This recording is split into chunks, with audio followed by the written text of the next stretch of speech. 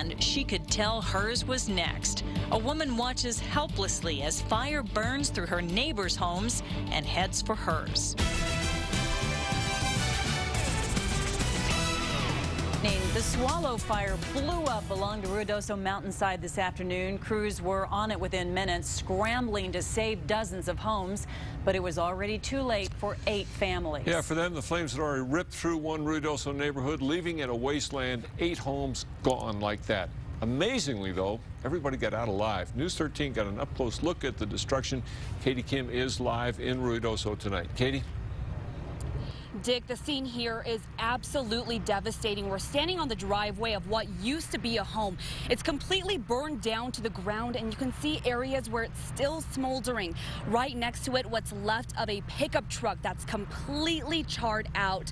Now, hundreds of evacuees were let back into their homes around 8 this evening, but they have several neighbors who weren't so lucky.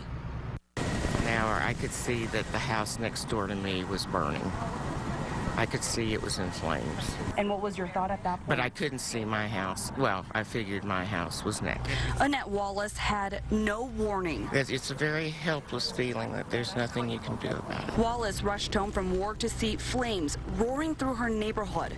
She lost everything. I mean, all I have is what I have on. 8 homes didn't stand a chance against the Swallow fire that began around 3 in a Ruidoso neighborhood. At that time, the wind was blowing probably 25, 35 miles an hour with gusts up to 40. Interim Fire Chief Harlan Vincent says it could have been a lot worse. We lost 8 of them, and but I say we saved 190. Crews quickly evacuated hundreds of homes along a 6-mile stretch. Resources were already on standby because firefighters knew a devastating blaze could erupt at any moment.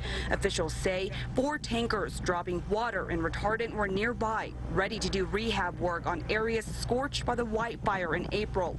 5 homes were lost in that inferno. Fire officials consider themselves lucky. When you have people that work together like that, that's the product that happens right off the bat. As for Wallace, she's trying to see the positive. It's heartbreaking, but I do have my faith and I have my friends and my family.